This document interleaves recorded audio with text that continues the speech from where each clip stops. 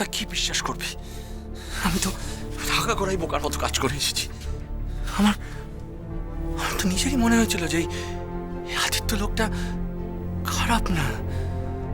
আমি আদিত্য সিনহা, বৃষ্টির হাজবেন্ড। হ্যাঁ, নিখিল চৌধুরী, বৃষ্টি কলেজের বন্ধু। What a pleasant surprise!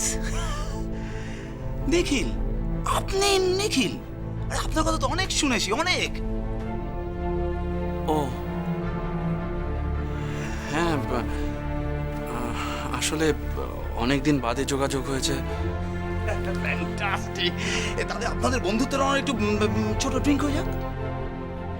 কিন্তু তবু আমি বৃষ্টিকে অন্ধের মতো বিশ্বাস করে এসেছি।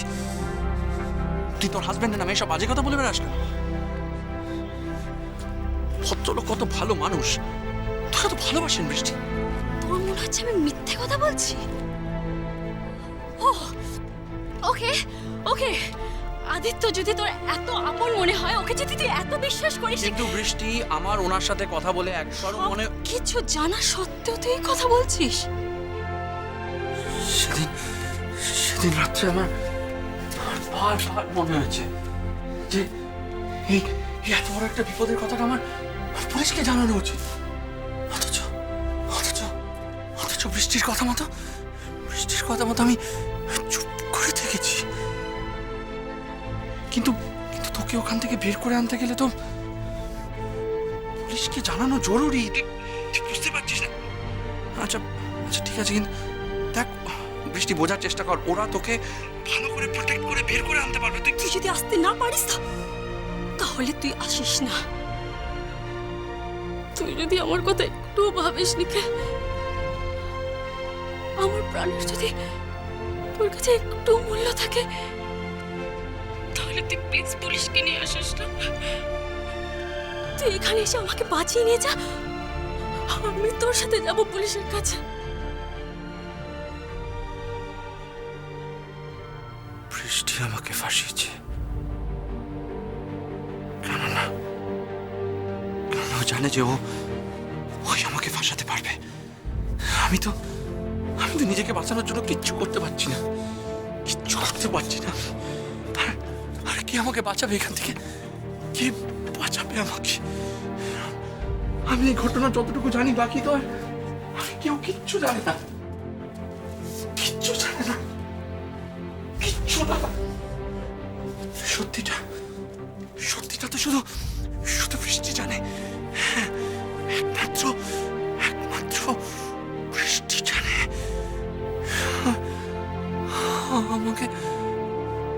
আমাকে এখন কি বাঁচাবে? আমাকে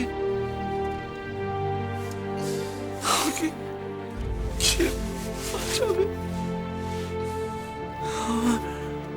আমার বাঁচার আর কোনো রাস্তা নেই।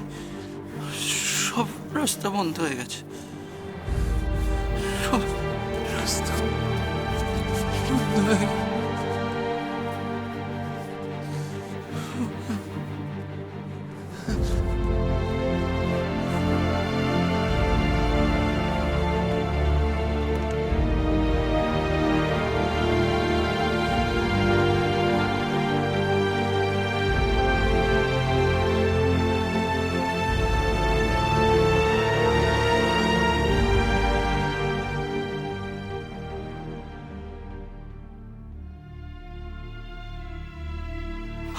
আমি সত্যি বলছি, বিশ্বাস করুন, আমি কিছু করিনি। আমি কিছু করিনি। আমি কিছু করিনি। আমি কিছু করিনি। আপনারা কেউ আমাকে বিশ্বাস করছেন না কেন?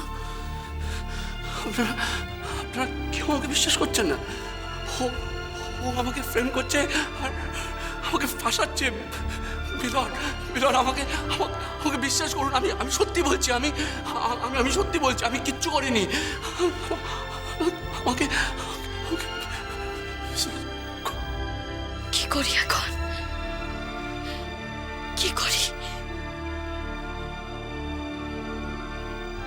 বিপদটা আমার মোড়ে, তোমার নয়।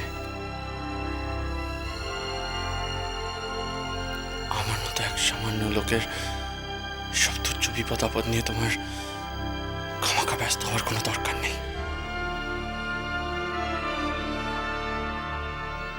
তুমি একটা নতুন জীবন শুরু করতে চলেছ। সাগর সেনের মতো এক মানি গুণী লোকের সঙ্গে তোমার বিয়ে হচ্ছে।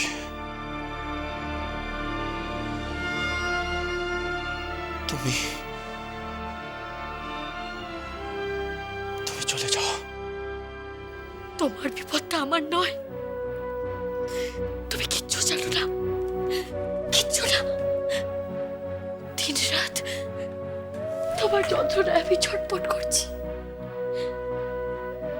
আর তুমি কি না বলছো তোমার বিপদটা আমার নয়? তুমি জানো না তুমি বেঁচে না থাকলে আমি মরেই যাব। তুমি কিচ্ছু জানো না, কিচ্ছু জানো না, তুমি কিচ্ছু না।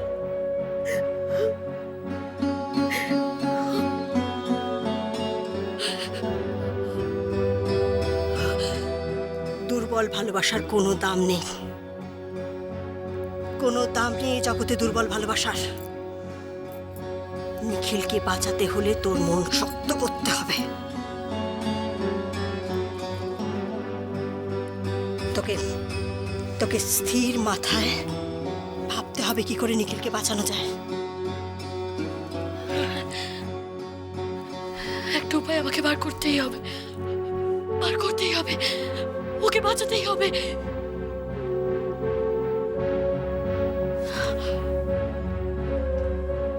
কিন্তু কি করে?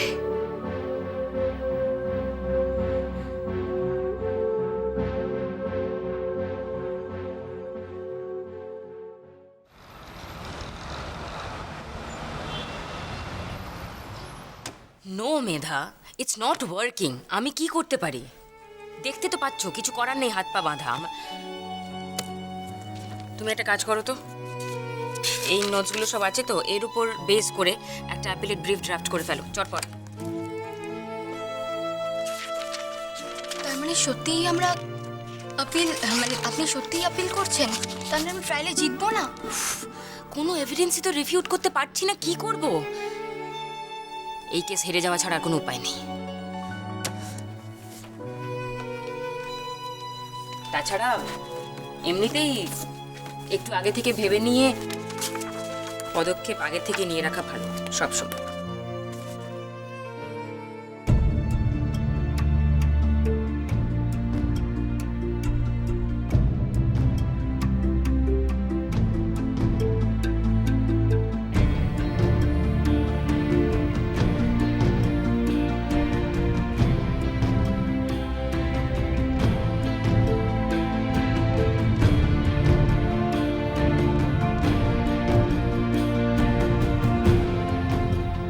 ময়ূরাক্ষী, ওকে বাঁচাতেই হবে, আমি ওকে বাঁচাবই।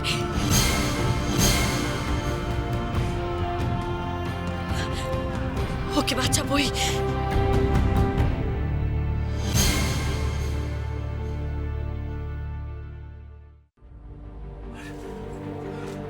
কালকে হয়ে যাবে, কিন্তু কালকে কোর্টে যাই হোক না কেন, সত্যি সত্যি আর বাঁচা যাবে না, না মারা যাবে। হয়তো হয়তো মরাটাই এক ধরনের বাঁচা।